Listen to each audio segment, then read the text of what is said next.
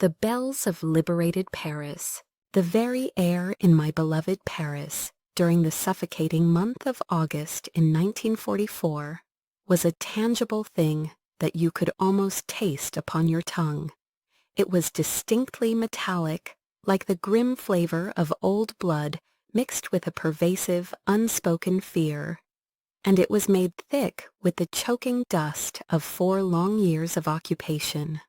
This oppressive atmosphere settled deep within my lungs, with every single breath serving as a constant, heavy reminder of the profound silence that had befallen our once vibrant city.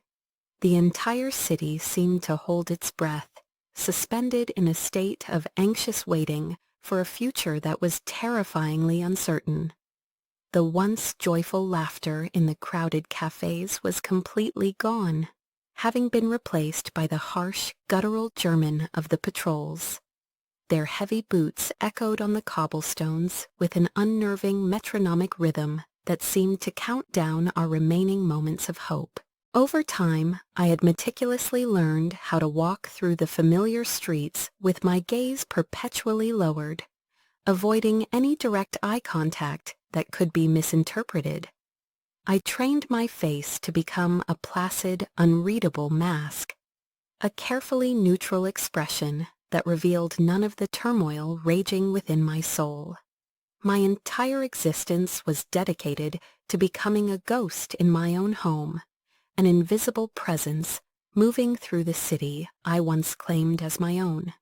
But beneath this carefully maintained surface, under the simple fabric of my worn cotton dress and the placid expression, my heart was a frantic drum. It was beating out a relentless rhythm of pure rebellion against the forces that sought to crush our spirit. My name is Genevieve Dubois, and while I may have appeared like just another ordinary Parisian woman, queuing for a meager ration of stale bread, my true, significant life was lived entirely in the deep, dangerous shadows. My clandestine world was one composed of secretly whispered codes passed in crowded markets and of perpetually ink-stained fingers from the subversive pamphlets I helped to print. We worked in a damp, cold cellar, the smell of wet earth and ink mingling in the air as we produced our small acts of defiance. My life also consisted of harrowing nights, spent leading a downed Allied airman through the labyrinthine catacombs beneath the city, our only guide the faint, flickering glow of a carefully shielded candle. Every single beat of my heart was a defiant and resounding no to the occupation that choked our freedom. Every breath I managed to draw was a conscious act of resistance, a small victory against the overwhelming darkness that surrounded us. I fought tirelessly for a version of Paris I was beginning to tragically forget, a city that was once filled with brilliant light and beautiful music. I fought for a city of uncensored books that could be read freely in the parks and for a feeling of unrestrained joy that once echoed in every street. I yearned for this lost world with an ache so profound and so deep that it often felt like a physical wound in my chest. This feeling was a desperate longing for a cherished past, but it was more than just nostalgia for what we had lost. It was a desperate, fervent prayer for a future that seemed increasingly impossible with each passing day under the occupation's shadow. At that time, I had absolutely no idea that this very future I prayed for was about to walk directly into my life. He would arrive carrying the distinct scent of a world far away and a particular look in his eyes that understood the immense weight of the city's silence as if it were his very own. It all began, as so many dangerous and pivotal things did in those times, with a small slip of paper being discreetly pressed into my palm.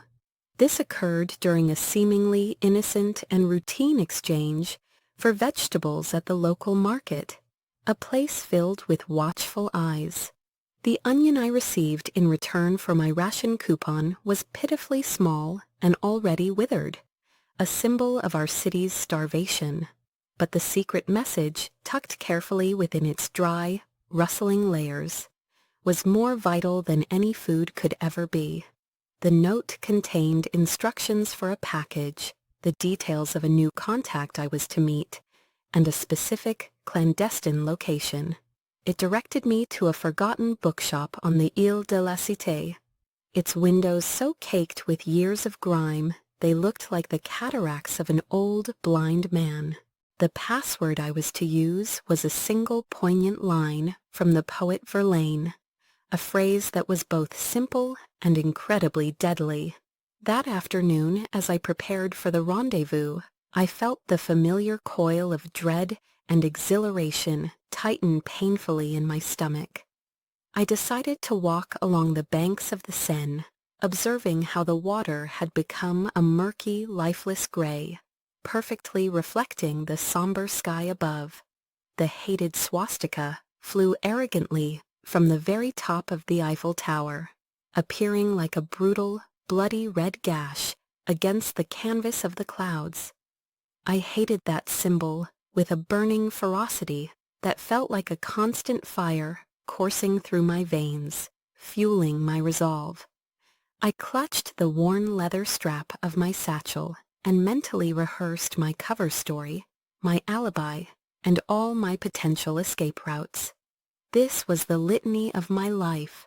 The ancient bookshop I entered smelled overwhelmingly of decaying paper and long-held secrets, a scent that clung to the heavy, stagnant air. The proprietor, a frail old man with a noticeable tremor in his hands and a deep, abiding fear in his eyes, gave me a slight nod.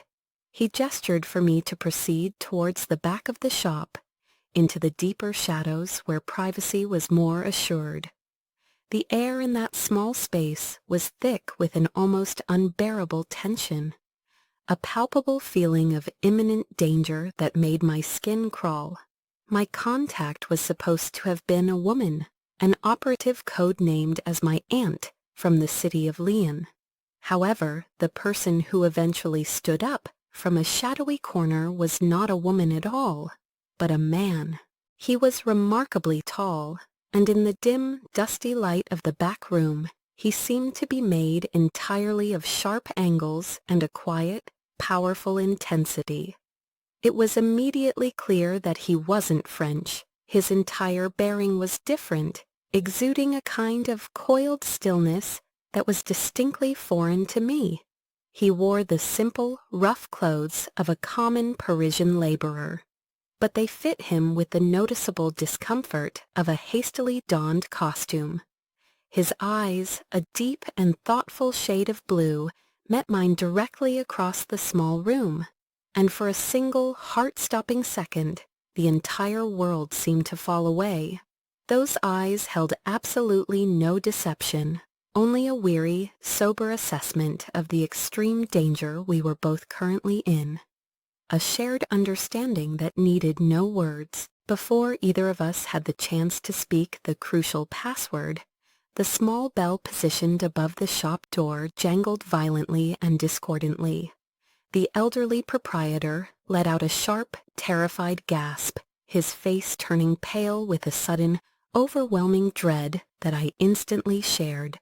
Through the grimy film on the window, I saw the vehicle we all feared most, the dreaded black Citroën, pull up abruptly at the curb. From its doors, Gestapo agents began spilling out like venomous black insects, their movements efficient and utterly ruthless. A wave of icy coldness washed over me, and my blood ran cold as the horrifying realization dawned upon me. This was not a rendezvous. It was a carefully orchestrated and deadly trap. Everything that happened next occurred in a chaotic blur of frantic, instinctual motion that seemed to defy the normal passage of time. The man, my supposed contact, moved with a shocking speed and precision that was utterly astonishing in its efficiency. He quickly shoved a small, surprisingly heavy, cloth-wrapped parcel deep into my satchel, his movements economical and purposeful. "Go the back," he hissed urgently, his French nearly perfect, but for a faint ghost of an accent I couldn't immediately place. Then, with a powerful heave, he overturned a towering ancient bookshelf, creating a crashing wave of paper and wood that completely blocked the entrance to the back room. This desperate act of destruction bought us only a few precious life-saving seconds.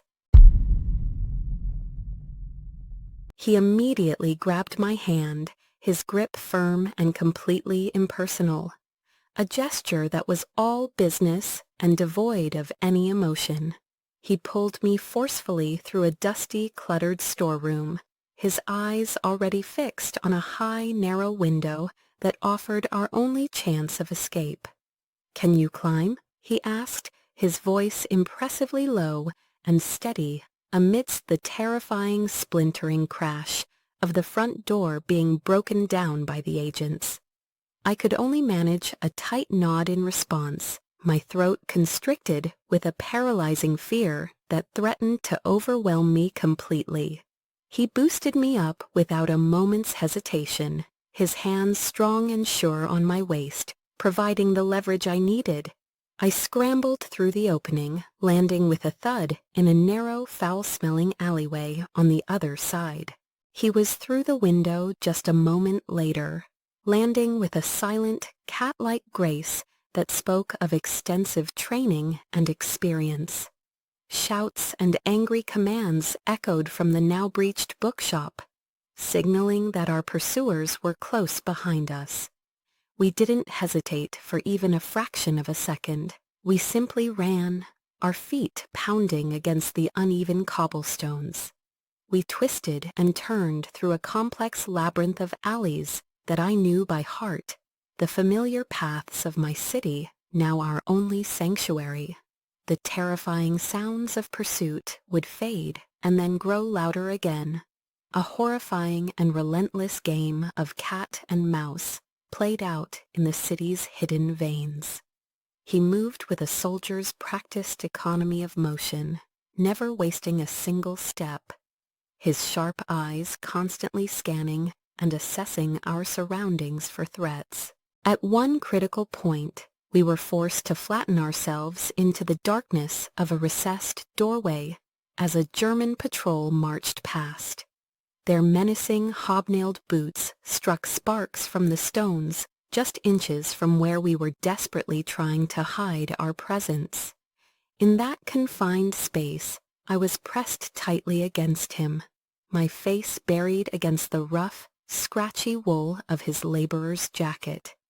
I could distinctly feel the steady, powerful, and reassuring beat of his heart against my cheek, a rhythm that stood in stark contrast to the frantic, terrified fluttering of my own.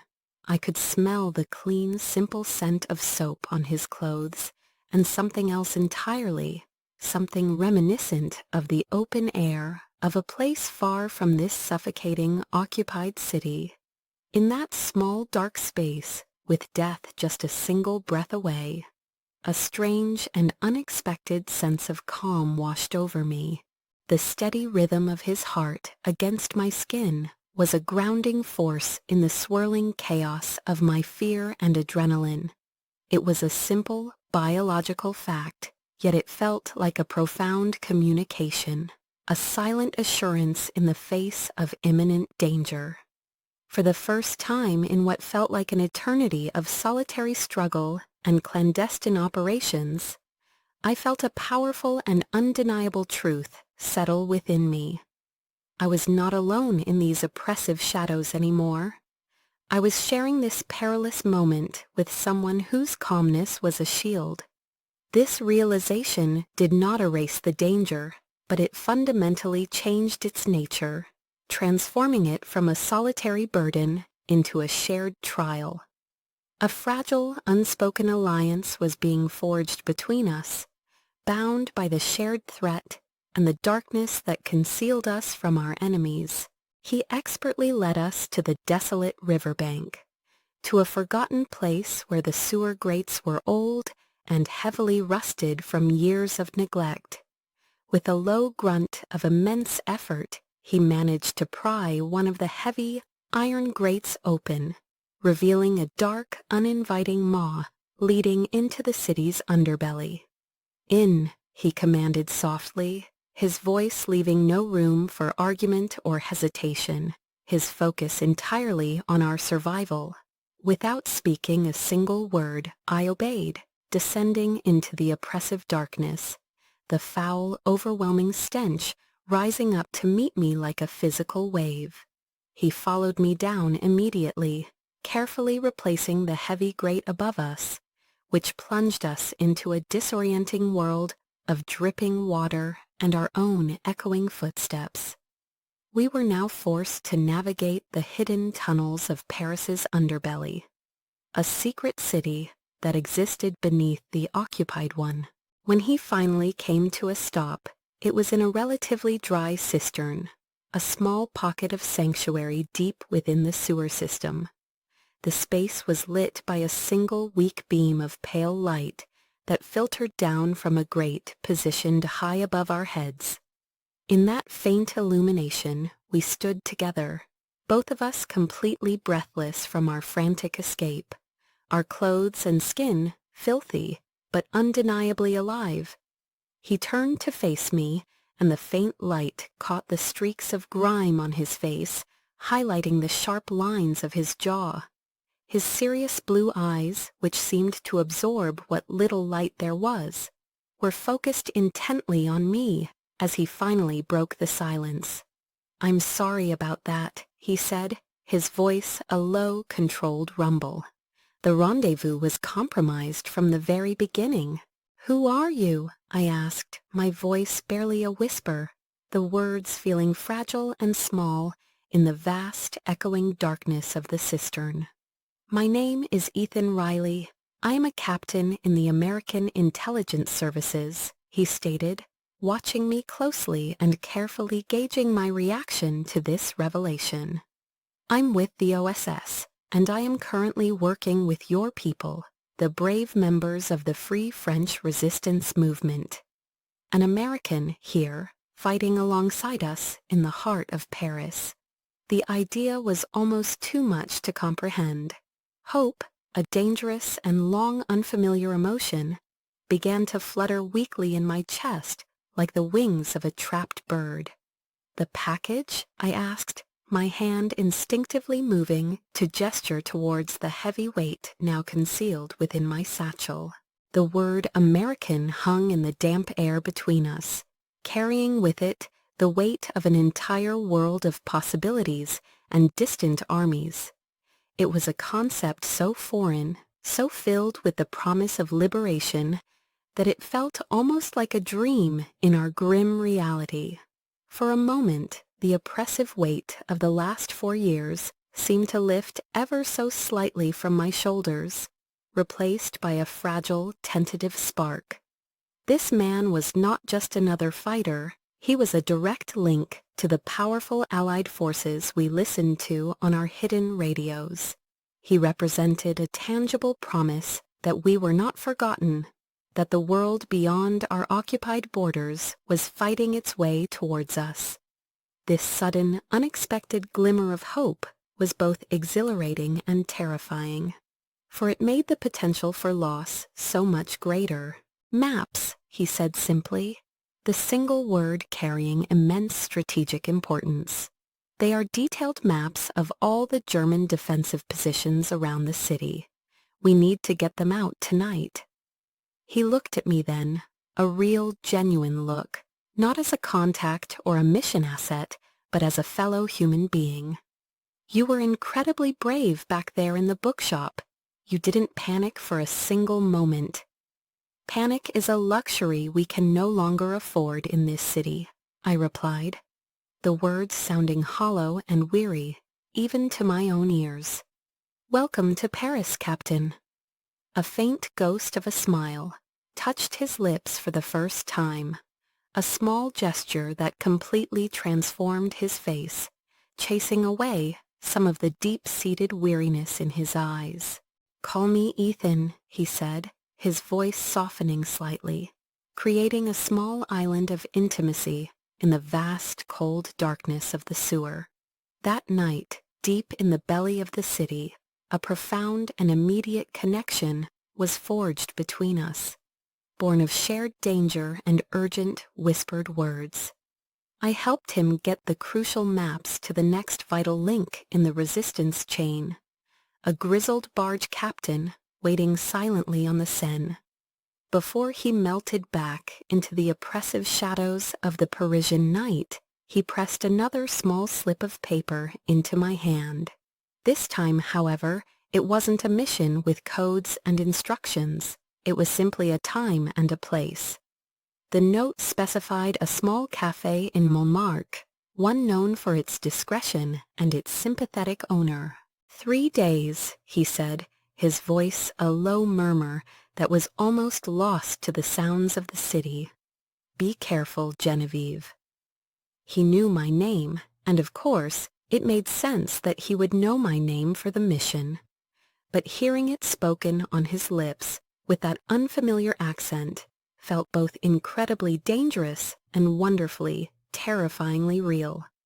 The small piece of paper in my palm felt warm, a stark contrast to the cold fear that still lingered from our narrow escape.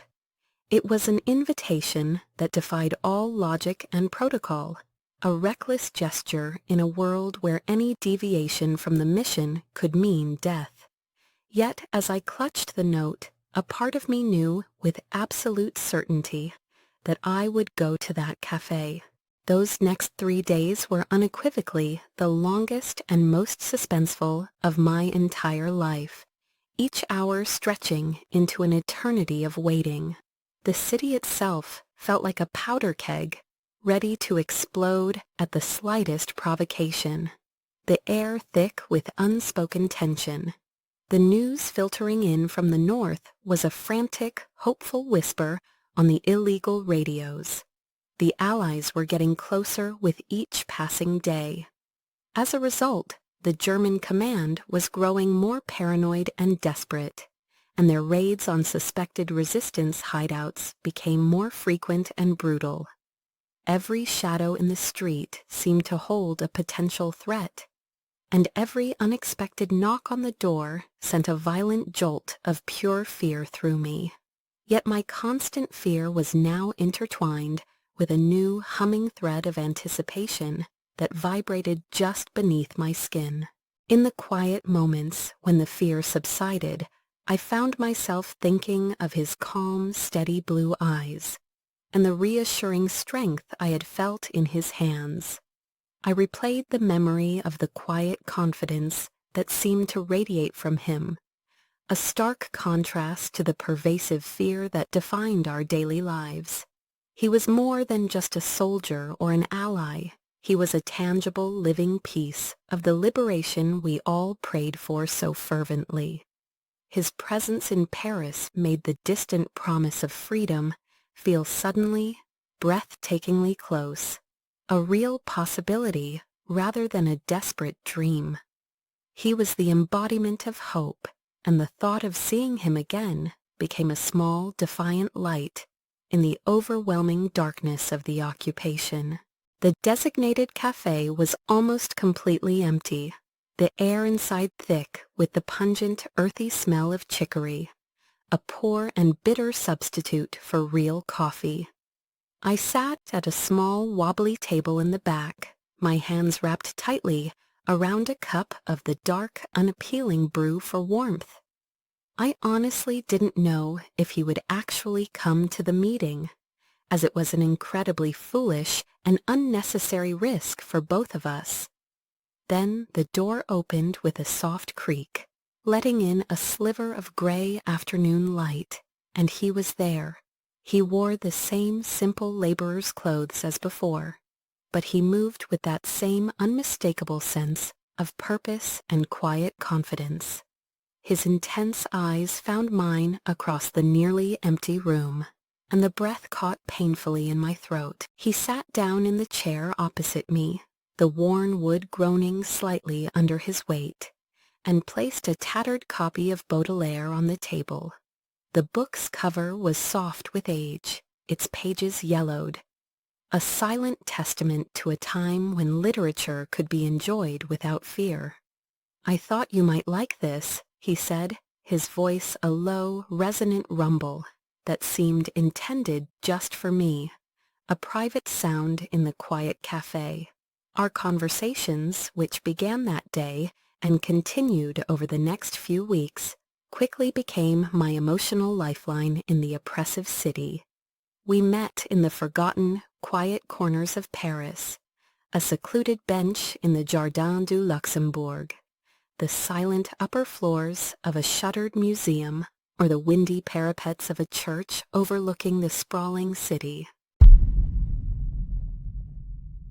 We never talked for very long, and always with the constant, palpable tension of being discovered hanging over us like a shroud. But in those precious stolen moments, we managed to build a small private world of our own, a sanctuary from the war. He told me about his distant home in Vermont, painting vivid pictures of majestic mountains completely covered in lush green trees, and air so clean and crisp it almost hurt to breathe. He spoke with great affection about his family, and of a simple life where the biggest and most pressing worry was a poor harvest. I listened intently to his stories, hungry for the images of a world so fundamentally different from the one I was trapped in. In return for his stories of a peaceful world, I told him about the vibrant Paris that I remembered from before the occupation. I described in detail the sweet, comforting scent of hot crepes being sold on a cold winter's night, a simple pleasure that now seemed like a distant luxury. I recounted the cheerful sound of an accordionist playing by the Pont Neuf, his music once a joyful soundtrack to the city's life.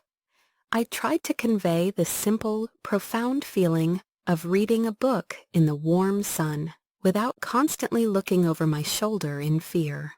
I also told him about my parents, who were taken by the Gestapo for their part in an early resistance cell, and explained how their memory now fueled my relentless fight for freedom. One particularly poignant evening, as we stood together in the deep shadow of the magnificent Notre Dame Cathedral, I pointed up at its silent, imposing belfries. "They haven't rung the bells once since the occupation began 4 years ago," I said softly, my voice filled with a sorrow that went beyond words. "The very heart of Paris has gone quiet, as if it has stopped beating. I often dream of hearing them ring again." I confessed to him that sometimes I think if I can just hear those bells chime once more, I will finally know that we have truly won. I believe that sound will be the ultimate confirmation that we are finally truly free from this long nightmare. Ethan looked from the towering cathedral spires to my face, his own expression unreadable in the fading twilight that enveloped us. "You will hear them again, Genevieve," he promised, his voice thick with an unwavering conviction that seemed to cut through the gloom. "I swear it to you." He then reached out his hand, and for the very first time, his touch was not one of urgency or military necessity. His fingers gently, almost reverently, brushed a stray strand of dark hair from my cheek, a simple gesture that felt more intimate than a kiss. A powerful current passed between us in that moment, an unspoken acknowledgement of the deep feeling that had been steadily growing in the spaces between our coded words and hurried, secret glances. It was a love that, by all logic, had absolutely no right to exist. A fragile green shoot pushing its way defiantly through the cracks in a concrete bunker. Our connection was reckless, a form of madness in a world where emotional attachments were a dangerous liability that could compromise everything we fought for. And yet, it was also the most real and vital thing in my life, a source of strength in the face of despair. This burgeoning love was a silent rebellion of its own, a testament to the resilience of the human heart, even in the most oppressive of circumstances.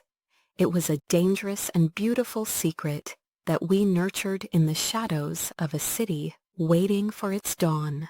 But as our personal connection continued to deepen, so did the danger that surrounded us on all sides, growing more intense with each passing day. The fateful week of August 19th finally arrived, and the entire city erupted into open rebellion, the long-simmering tension finally boiling over. The persistent rumors we had been hearing for weeks had suddenly become a violent, chaotic reality. The Allied forces were at the very gates of Paris. The Parisian police, who had long been collaborators with the German regime, suddenly and dramatically switched sides, launching attacks on German garrisons throughout the city. The FFI, the French Forces of the Interior, finally emerged from the shadows, their numbers swelling with citizen soldiers ready to fight. Barricades hastily constructed from overturned cars, ripped up paving stones, and old heavy furniture appeared on nearly every street corner, transforming our city into a war zone. The air, which was once thick with a heavy, silent tension, was now constantly split by the sharp crack of rifle fire and the deep, ground-shaking rumble of explosions. Paris was finally, violently, fighting back against its oppressors, determined to reclaim its freedom through blood and sacrifice. My own work became a frantic, non-stop blur of dangerous activity as I threw myself into the heart of the uprising. I found myself tending to the wounded in makeshift aid stations set up in churches and schools, the smell of antiseptic and blood a constant presence. I was constantly running messages between the various barricades, dodging sniper fire as I relayed crucial information across the war-torn streets of my own neighborhood. I also helped to distribute the few precious weapons we had, ensuring they reached the hands of those who could use them most effectively. Ethan, meanwhile, was completely swallowed by the larger battle, his role shifting from covert operative to a key military asset. His intelligence was absolutely crucial now, as he worked to guide the FFI fighters and coordinate their actions with the approaching Allied command. We were suddenly and completely separated by the chaos, two small, insignificant figures in a massive city that was tearing itself apart in order to be reborn. Our only form of contact during those tumultuous days was through scribbled, desperate notes passed along the resistance network, small scraps of paper that became our lifelines. Rue de Rivoli is a death trap. Avoid at all costs, one of his notes would warn me. We need more medical supplies at the prefecture immediately, another would plead, a request I would do my best to fulfill. Stay safe. E was the simple, powerful sign-off on every message he sent. A personal plea in the midst of impersonal war. Each note from him that managed to find its way to me felt like a prayer answered, a confirmation that he was still alive. And each reply I sent back carried the same unspoken, desperate message. I am alive, I am still fighting, I am thinking of you. The constant gnawing fear of losing him was a cold, tight knot that settled permanently in my chest, a physical ache that never subsided. I witnessed so much death in those bloody days, so much incredible bravery from ordinary people, and so much profound sacrifice for the cause of freedom. In a city that had transformed into a brutal and unforgiving battlefield, the very idea of love seemed like an impossible, self-indulgent dream. All I could hold on to during the long, terrifying nights was the vivid memory of his promise to me. It was a whispered oath about the bells of Notre Dame, a shared dream of a future that seemed to be slipping further away with every gunshot. Then came the historic dawn of August 25th, a day that would be forever etched into the memory of our city. The intense fighting had reached a fever pitch during the night, a final desperate struggle for control. But as the sun began to rise, a new sound started to filter through the city streets. This sound was not the familiar, terrifying report of gunfire. It was the sound of widespread, joyous cheering. It began as a low rumble at first, emanating from the south. Then it grew into a mighty roar, swelling and echoing from every direction. A single ecstatic cry went up from our barricade. A word passed from person to person with breathless excitement. "They're here!" We immediately abandoned our defensive posts, pouring out into the main streets to join a massive, surging river of humanity, overflowing with 4 years of pent-up emotion. Tricolor flags, which had been hidden away at great personal risk, suddenly blossomed from what seemed like every window, a vibrant riot of red, white, and blue against the city's gray stone facades. People everywhere were laughing uncontrollably, weeping openly with relief, and singing a powerful, defiant rendition of La Marseillaise, with voices made raw with pure, unadulterated joy. I was swept along with the ecstatic crowd, my own tears of relief blurring the incredible scene, my heart feeling as if it would burst from my chest with overwhelming happiness. And then, through the joyous noise of the crowd, I heard it, a sound I had only dreamed of for 4 long years. It was a single, deep, and incredibly resonant chime that seemed to vibrate through the very stones beneath my feet. Dong!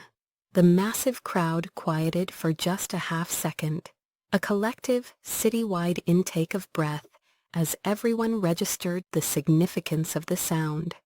Then another powerful chime joined the first, and then another and another, until the very air was filled with a glorious, deafening, and beautiful cacophony of ringing bells.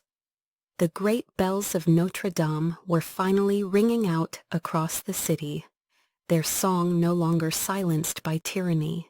The bells of the ancient church of Saint-Germain-des-Prés immediately answered Notre Dame's call, their higher pitch weaving into the grand symphony of sound. All across the liberated city, the church bells, which had been so long and painfully silent, were singing a triumphant song of freedom for all to hear.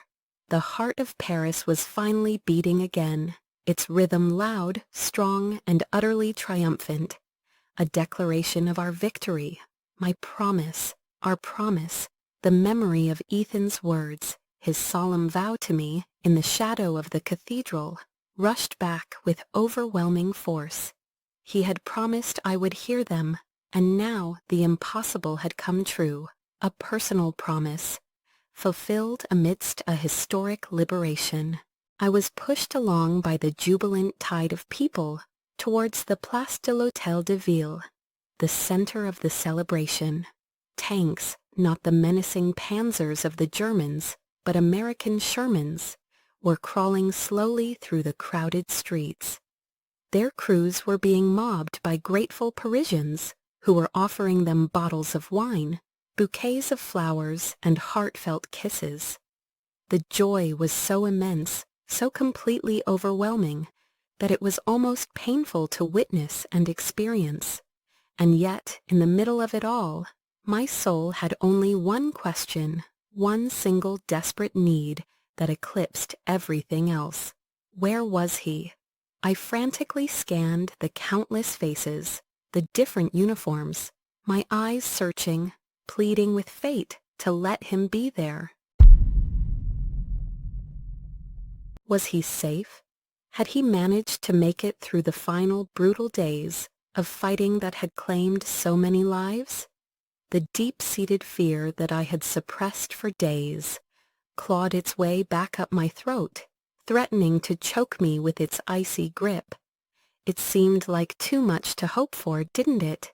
To be given back my beloved city and the man I loved on the very same day. Such perfect happiness felt like a fairy tale, an impossible dream in a world that had taught me to expect only loss and sorrow. The universe, I feared, was not so kind as to grant two miracles at once, and the thought filled me with a sudden, chilling dread. Perhaps my joy was destined to be incomplete, forever tinged with the grief of what might have been. And then, just as despair began to take hold, I saw him, a sight that made my heart stop in my chest. He was standing beside a dusty American Jeep, his helmet off, revealing his familiar hair, his handsome face, smudged with the dirt and exhaustion of battle. He was engaged in conversation with another officer, but his eyes were not on the man he was speaking to. They were scanning the crowd, searching just as I was. For one breathtaking, miraculous moment, the vast sea of celebrating people seemed to part, creating a clear, unobstructed line of sight directly between us. Our eyes locked across the distance, a silent, instantaneous connection that transcended the noise and chaos of the celebration. In that instant, time itself seemed to stop, the world holding its breath just for us. The deafening roar of the crowd, the triumphant ringing of the bells, and the low rumble of the tanks. It all faded away into a distant, insignificant hum. A slow, incredulous smile began to spread across Ethan's tired face, a smile of pure, unadulterated relief that perfectly mirrored my own. He said something brief to the other officer, a quick word of dismissal, and then he started walking towards me, his gaze never leaving mine. I began to push my way through the dense crowd, completely uncaring of the people I jostled aside in my desperate haste to reach him. He was all I could see. He was my hope, made real and solid, walking towards me. He was my hope, made real and solid, walking towards me through the liberated streets of my beloved Paris. When he finally reached me, he didn't speak a single word, for no words were necessary to convey the depth of our emotion. He simply opened his arms wide, and I fell into them without a moment's hesitation, collapsing against his strength. He held me tightly, his arms a powerful circle of safety and strength, and I buried my face in his shoulder, inhaling the scent of him. It was a mixture of gunpowder, sweat, and that faint, familiar smell of a world far away. A scent that was uniquely his. He was real. He was alive. We were alive.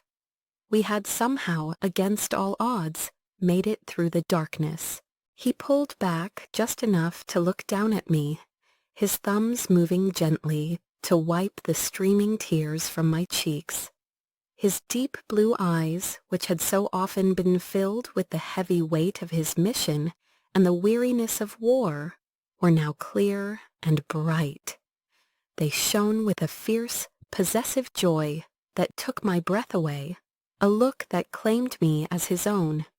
"I told you we'd hear them," he said, his voice rough and thick with emotion, his gaze lifting for just a moment.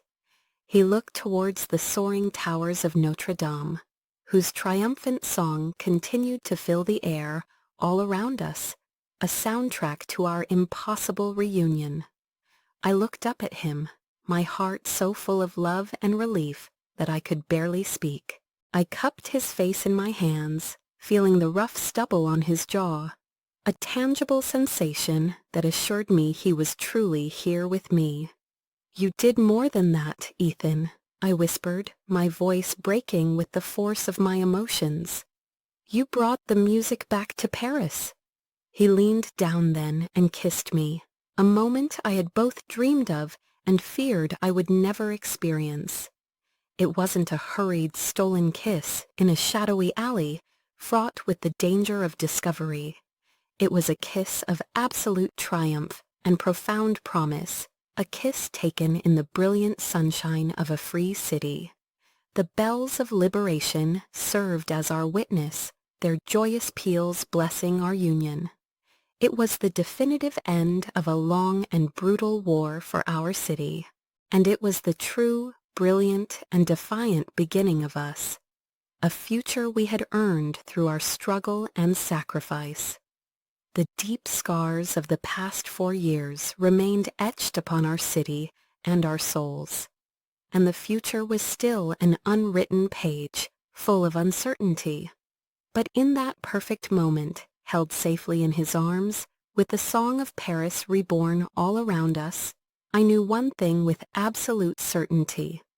I knew that our love, which had been forged in the darkest of nights and tested by the fires of war, would be strong enough to face any new dawn that awaited us. Our story was not just one of survival, but of a love that had helped to bring back the light. His kiss spoke of battles fought and won, of sleepless nights spent worrying, and of a promise he had been determined to keep. It was a confirmation of everything that had remained unspoken between us, a declaration made not with words, but with a profound, heartfelt connection. The world had been remade in that single day, shifting from black and white to brilliant color, and this kiss was its vibrant focal point. He had not only brought the sound of freedom back to the city, but he had also reawakened a part of my heart I thought had gone silent forever. In his arms, I was not just a resistance fighter. I was a woman in love, standing on the precipice of a new and hopeful life. We stood there for a long moment, two souls anchored together in a swirling sea of jubilation, the world continuing its celebration around our small island of peace. The future was indeed an unwritten page, a blank map waiting to be filled with new experiences and challenges we would face together. There would be difficulties in rebuilding a city and a life from the rubble of war, but the fear was gone, replaced by a quiet, steady confidence. The love that had been a dangerous secret, a fragile flame in the darkness, could now burn brightly in the open, a beacon for our path forward. We had found each other in the crucible of conflict, and that bond, tempered by fire, was unbreakable. The heart of Paris, once silenced by the heavy boot of the occupation, was now beating with a triumphant, joyful rhythm that resonated in every citizen. The bells were its voice, the cheering crowds its laughter, and the sea of tricolor flags its vibrant, defiant soul. Our personal love story was but one of thousands of stories of hope and resilience that unfolded on that glorious day. We were a small part of a much larger symphony of liberation, a single beautiful note in the grand song of a city reborn. The air no longer tasted of fear and old blood. It tasted of freedom, of wine, and of the sweet promise of tomorrow. I looked at Ethan, at the lines of exhaustion on his face that could not diminish the light in his eyes, and I saw a soldier who had found his peace. He had come to a foreign land to fight a war, a dangerous and uncertain mission, but in the process he had found something more. He had found a connection that transcended borders and uniforms, a love that had become his own personal cause. His fight was no longer just for a strategic objective on a map. It was for the woman in his arms and the future they could now dare to dream of. The weight of his mission had been lifted, replaced by the welcome, grounding weight of my hand in his. And in his eyes I saw my own reflection, no longer just a ghost in the shadows or a cog in the resistance machine. I was a woman whose capacity for love had not been extinguished by the darkness, but had instead been refined by it. My fight for Paris had been a fight for the freedom to live, to laugh and to love openly, and standing here with Ethan was the ultimate victory. The rebellion that had once been a secret fire in my heart was now a shared warmth that promised to light our way. The future was no longer a desperate prayer whispered into the darkness, but a tangible reality I could hold in my arms. Paris had always been called the City of Love, a title that had seemed like a cruel joke during the years of occupation. But on this day, the city reclaimed its name with a passion and joy that was breathtaking to behold. Love was everywhere, in the tearful reunions of families, in the grateful embraces given to soldiers, and in the shared smiles of strangers who had survived a long nightmare together. Our own love story felt like a perfect embodiment of the city's renewed spirit, a testament to the idea that even in the most profound darkness, love could not only survive, but flourish. We were a part of the city's beautiful, triumphant, and romantic rebirth. The cacophony of the bells was our symphony, the cheers of the crowd our chorus, and the brilliant sunshine our spotlight. Every element of that perfect day seemed to conspire to celebrate not just the liberation of a city, but the beginning of our life together. The world had been torn apart by war, but here, on this bridge, in this moment, we were putting the pieces of our own world back together. The journey ahead would be long, but we would walk it side by side, our hands clasped tightly, our hearts beating in time with the renewed pulse of Paris. The silence had been broken, and in its place was a beautiful, hopeful music that was all our own. The scars of the past 4 years would forever remain a part of us and our city, a reminder of the price of freedom. The future was still an unwritten page, holding both promise and uncertainty in its blank expanse.